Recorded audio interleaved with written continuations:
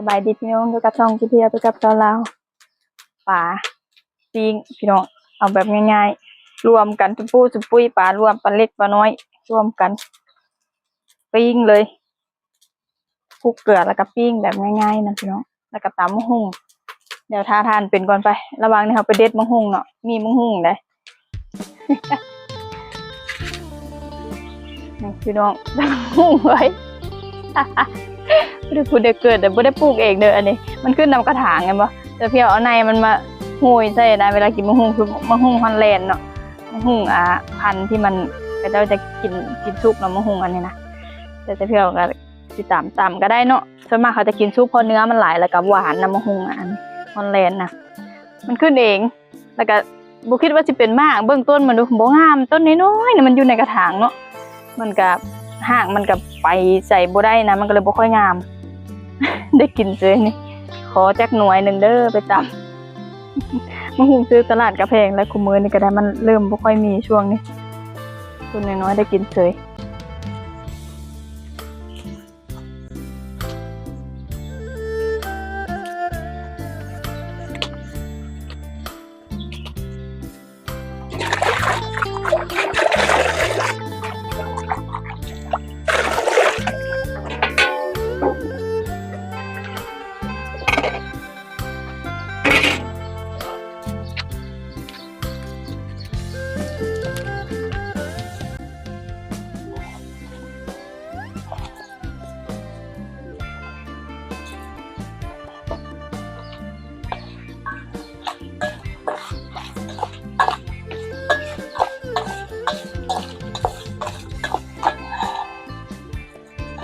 เกลือลงไป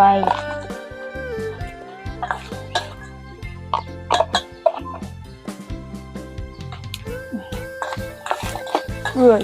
ผงผักกาดโอ้ไฟเอกงามโหดแล้วมาผิงไฟเนาะ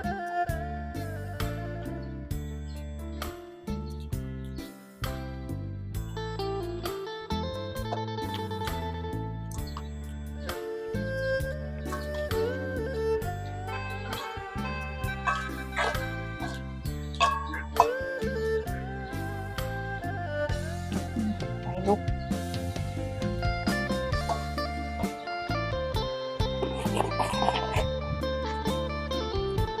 ก็ได้พี่น้องเลย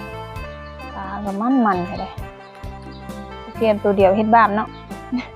มองใหญ่ก็ได้ปลานะมันหลายเลยเห็นบ่โดดตุ้งๆต่ำๆบ่ติดมันสลัดขนาดนี้บ่ได้ก็ไปเอาให้มันสลัด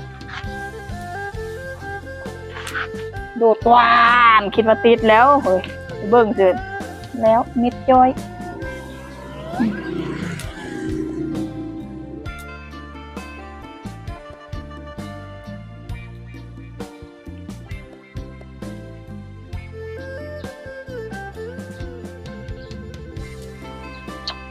จะหวานจุยๆแต่เนื้อปลาหอมแต่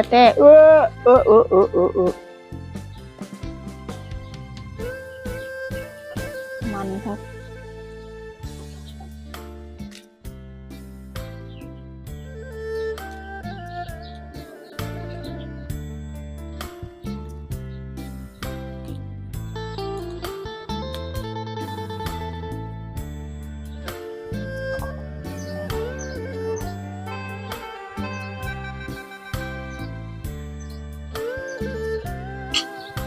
เอาออก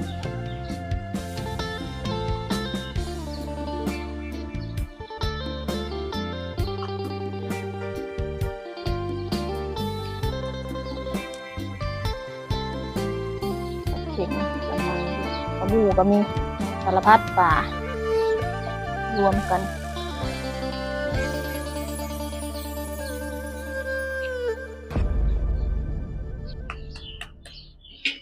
อันนี้เนื้อหลายเขาบนิยมเอามาตำเนาะนิยมกินซุปเพราะว่าเนื้อมันหลายแล้วก็หวานมันจะหวานแซ่บกว่ามะฮุ่งอย่างอื่นมะฮุ่งฮอลแลนด์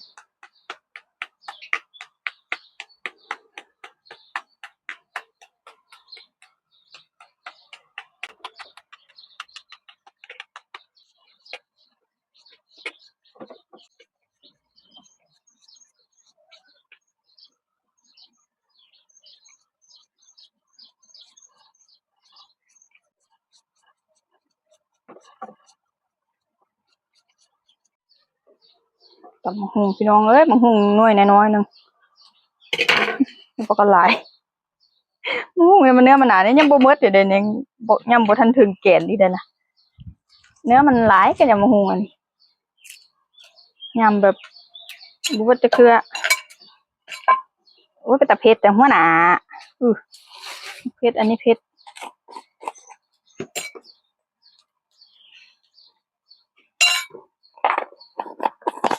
มะกอกก็บ่มีเด้อมีแต่มะเงก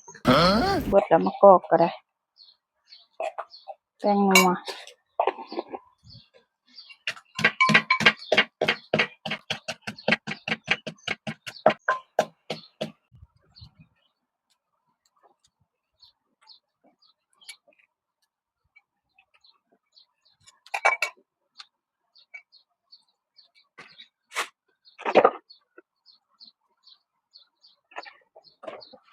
ใส่ปลาแดกดิบน้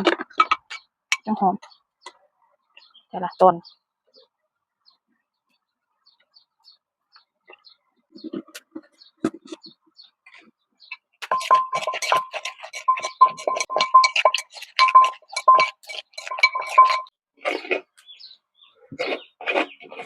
ใส่ลงไป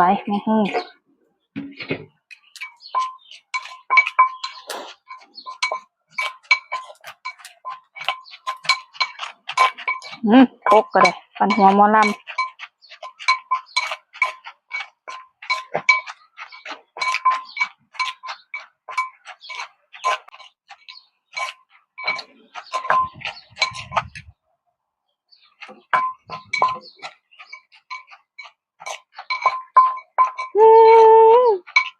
หอมใช่แล้วมัน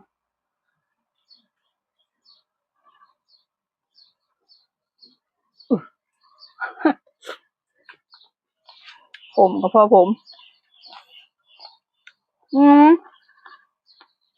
แซ่บ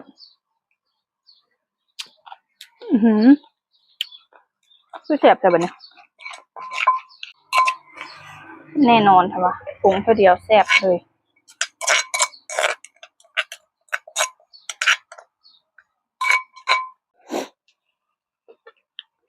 พี่น้องมาของแซ่บบ้านเฮาตำมะฮุ่งขึ้นเองเกิดเองให้เฮาได้กิน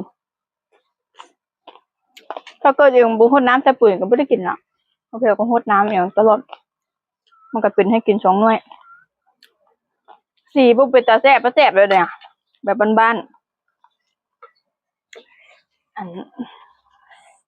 ที่มีคนไหวแล้วนะอย่างก็ ย้องกันตัวเองเกินไปไหมยังละถ้าพี่เอากระเว้าเล่นเว้าหัวเนาะแต่ว่าอุ้ยคือแซ่บได้ไผเฮ็ดแซ่บเป็นตาหน่ายแท้นะเดี๋ยวว่าวันคลิปนั้นตำมักแตงเนาะเฮาก็เว้าให้มันตลกตะแลงไปเนาะแต่แซ่บก็แซ่บอีหลีได้ล่ะบ่ได้เว้าลิ้นเนาะก็เว้าความจริงแต่ก็เว้าเสริมให้มันตลกหั่นนะเพิ่นก็สิเข้าใจสิบ่เป็นเด็กน้อยว่าเฮาเจตนาต้องการเว้าให้มันแบบตลกให้คนเบิ่งสิมันบ่ซีเรียสให้มันมีมันให้มันมีสีสันบ่แม่นว่าสิมาหาเว้าให้มันลบเฮ้ยชมตัวเองเกินไปเปล่าวะก็มันแซ่บอีหลีเนาะก็เว้าลิ้นเว้าหัวพร้อมแซ่บก็มันแซ่บเนาะแซ่บอีหลีมาพี่น้องกินนำกันทุกคนแต่ละมื้อนี้ขอตัวลาไปก่อนพบกันใหม่คลิปหน้าสบายดี